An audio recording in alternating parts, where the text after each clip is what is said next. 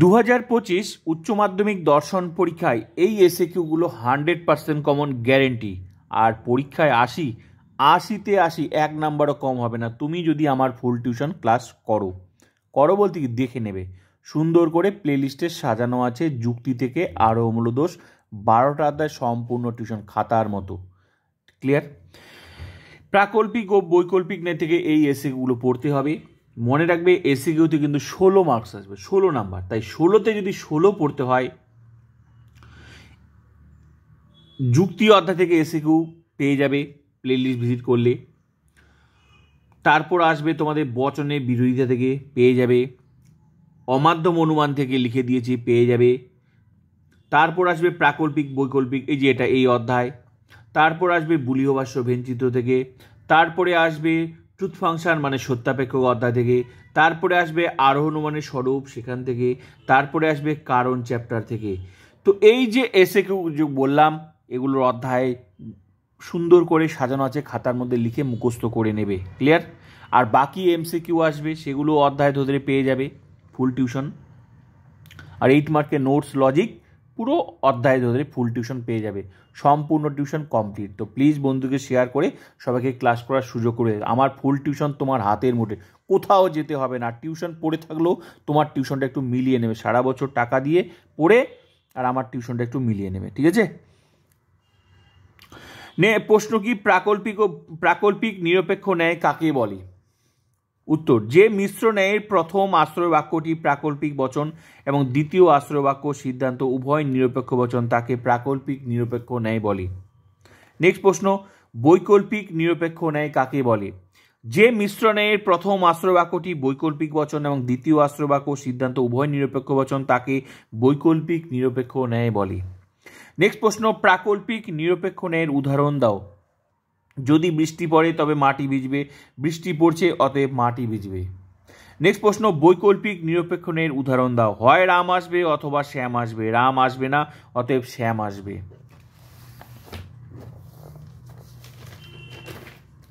এটা কিন্তু logic chapter. এই যে এখানে এই এসএকিউগুলো দেখছো না, এই এসএকিউগুলো দেখছো, তারপর এই অধ্যায় ভিজিট করলে দেখবে এমসিকিউ এসএকিউ আছে, সঙ্গে লজিক আছে। তো এখান থেকে কোনো 8 মার্কের আসবে না, এমসিকিউ এসএকিউ আসবে। এই যে লজিকটা, যখন লজিক ক্লাসটা যদি তুমি করো না, এই এমসিকিউ আর মুখস্থ করতে হবে না, শুধু জাস্ট চোখটা বোলালে এমনি তোমার চোখের মধ্যে ভাসবে সব উত্তর। আর যতই প্রশ্ন ঘুরিয়ে আসুক, আমার টিউশনটাই ওরকম।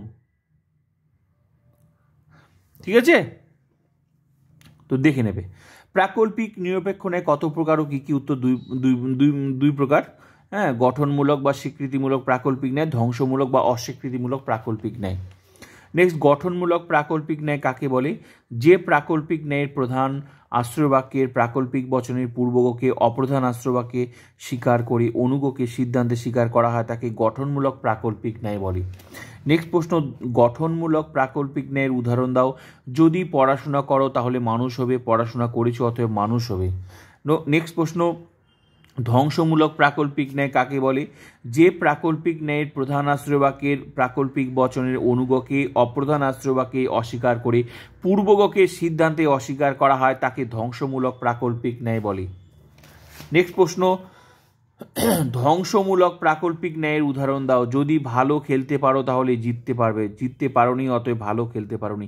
এই যে প্রশ্নগুলো দেখছো না, এগুলো মনে হচ্ছে এখন মুখস্থ করতে হচ্ছে তোমাকে, কিন্তু জাস্ট লজিক ক্লাসটা একবার পড়ে দেখো, এগুলো মুখস্থ করতে হবে না, আমি গ্যারেন্টি দিয়ে বললাম। আমার ফুল টিউশনটাই তোমাকে মুখস্থ করলে এমনি মুখস্থ হয়ে যাবে লজিক ক্লাসটা করলে। মানে কাকে বলে সেটা একটু দেখবে অবশ্যই। ঠিক আছে? নেক্সট প্রশ্ন, অনুগ স্বীকারজনিত দোষ কখন ঘটে? উত্তর, গঠনমূলক প্রাকল্পিক ন্যায় যখন অপ্রধান আশ্রয়বাক্যে অনুগকে এবং সিদ্ধান্তে পূর্বককে স্বীকার করা হয় তখন অনুগ স্বীকারজনিত দোষ ঘটে। নেক্সট, অনুগ স্বীকারজনিত দোষের উদাহরণ দাও। যদি রাম আসে তবে শ্যাম যাবে, শ্যাম যাবে অতএব রাম এসেছে। নেক্সট, পূর্বগ অস্বীকারজনিত দোষ কখন ঘটে? ধ্বংসমূলক প্রাকল্পিক ন্যায় যখন অপ্রধান আশ্রয়বাক্যে পূর্বগকে এবং সিদ্ধান্তে অনুগকে অস্বীকার করা হয় তখন পূর্বগ অস্বীকারজনিত দোষ ঘটে। নেক্সট, পূর্বগো অস্বীকারজনিত দোষের উদাহরণ দাও। যদি তুমি আসো তবে আমি যাব, তুমি আসোনি অতএব আমি যাব না। নেক্সট, গঠনমূলক প্রাকল্পিক ন্যায়ে কি দোষ ঘটে? অনুগো স্বীকারজনিত দোষ ঘটে। নেক্সট, ধ্বংসমূলক প্রাকল্পিক ন্যায়ে কি দোষ ঘটে? পূর্বগো অস্বীকারজনিত দোষ ঘটে। নেক্সট, প্রাকল্পিক বচন কাকে বলে? যে সাপেক্ষ বচনে অঙ্গ বাক্যগুলি যদি তাহলে সংযোগ দ্বারা যুক্ত হয় তাকে প্রাকল্পিক বচন বলে। নেক্সট, বৈকল্পিক বচন কাকে বলে? যে সাপেক্ষ বচনে অঙ্গ বাক্যগুলি হয় অথবা সংযোগ দ্বারা যুক্ত হয় তাকে বৈকল্পিক বচন বলে। নেক্সট প্রশ্ন, বিকল্প কাকে বলে? বিকল্প বৈকল্পিক ন্যায়ে আশ্রয় বাক্যের অঙ্গ বাক্যগুলিকে বিকল্প বলে। নেক্সট প্রশ্ন, বিসংবাদী বিকল্প কাকে বলে? বৈকল্পিক বচনে অথবা শব্দের দ্বারা সংযুক্ত দুটি বিকল্পের মধ্যে যখন একটি সত্য ও একটি মিথ্যা হয় তখন তাকে বিসংবাদী বিকল্প বলে। নেক্সট প্রশ্ন, বিসংবাদী বৈকল্পিক বচনের দৃষ্টান্ত দাও। হয় সে জীবিত অথবা সে মৃত। নেক্সট প্রশ্ন, অবিসংবাদী বিকল্প কাকে বলে? বৈকল্পিক বচনে অথবা শব্দের দ্বারা সংযুক্ত দুটি বিকল্পের মধ্যে যখন দুটি উভয় বিকল্প একসঙ্গে সত্য হওয়ার সম্ভাবনা থাকে তখন তাকে অবিসংবাদী বিকল্প বলে। নেক্সট, অবিসংবাদী বৈকল্পিক বচনের দৃষ্টান্ত দাও। হয় রাম সৎ অথবা রাম পরিশ্রমী।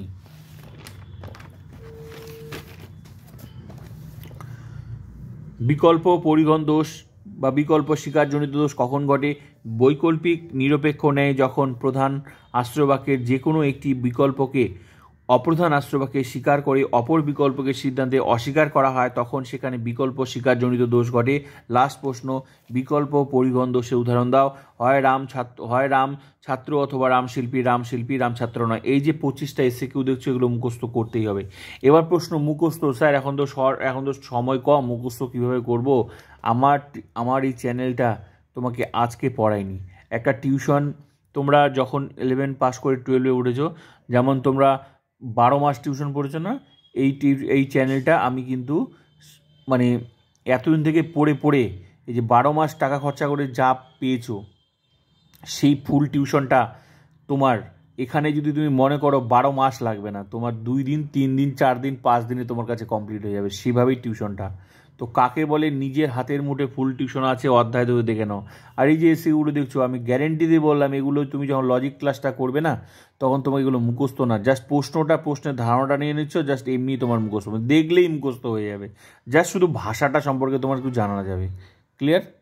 তো এইভাবে যেমন এটা প্রাকল্পিক বৈকল্পিক এইভাবে এগুলো তো মুখস্থ বলতে কি বললাম, তো লজিক ক্লাস করলে এমনি মুখস্থ হয়ে যাবে।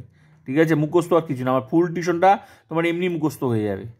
ঠিক আছে, আমি নিজে বড় বলছি, নিজের চ্যানেলকে বড়, আমার চ্যানেলটা ছোট, কিন্তু ছোট্ট চ্যানেলটা জাস্ট তোমার টিউশনের সাথে যদি থাকে, তুমি যদি টিউশনে পড়ে থাকো, তোমার টিউশনের সাথে পড়ে একটু মিলিয়ে নেবে যে অধ্যায়ে ধরে আমি কি পড়েছি আর এখানে কি আছে, কি লজিক বুঝেছি, এখানে কি লজিক বুঝলাম আর ওখানে কি বুঝলাম, নিজে মিলিয়ে তারপর কমেন্ট করবে, ব্যাস। ঠিক আছে, আর আমার একটু ওল্ড কমেন্টগুলো দেখবে, যারা 2024-এ পাস আউট হয়েছে, যারা ফুল টিউশন পড়ে পাস আউট হয়ে তাদের চ্যানেলে একটু কমেন্টগুলো দেখবে। আর নেগেটিভ কমেন্ট যে করবে তাকে আবার আউট। ফুল টিউশন ফ্রিতে পড়াবো, তারপর নেগেটিভ কমেন্ট এখানে এই চ্যানেলে সহ্য হয় না। এই চ্যানেলে একটা উদ্দেশ্য আছে, তাদেরকেই পড়ায় যারা টাকার অভাবে টিউশন নিতে পারে না, যারা ফিলোসফিতে 100% রেজাল্ট, তাদের জন্য আমার চ্যানেল। খাটবো আমি, পড়বে তোমরা। ইউটিউব দুনিয়ায় কোন চ্যানেল আছে একটা দেখাতে পারবে যে তোমাকে সমস্ত কিছু অধ্যায় ধরে নোটস থেকে লজিক থেকে পড়ে দিচ্ছে, বা যে কোনো সাবজেক্টই হোক, আমি শুধু ফিলোসফি বলি, যে কোনো সাবজেক্ট কেউ দেবে না, টাকা ছাড়াই দুনিয়া চলে না। ঠিক আছে, একমাত্র এই চ্যানেলটাই টাকা ছাড়াই চলে। তো প্লিজ শুধু রিকোয়েস্ট কি, আমার উদ্দেশ্য সবার কাছে যাতে এই ফিলোসফি সাবজেক্ট চ্যানেলটা পৌঁছায়, আমার মূল উদ্দেশ্য সেটাই। তো প্লিজ শেয়ার, সবাইকে ক্লাস করার সুযোগ করে দাও।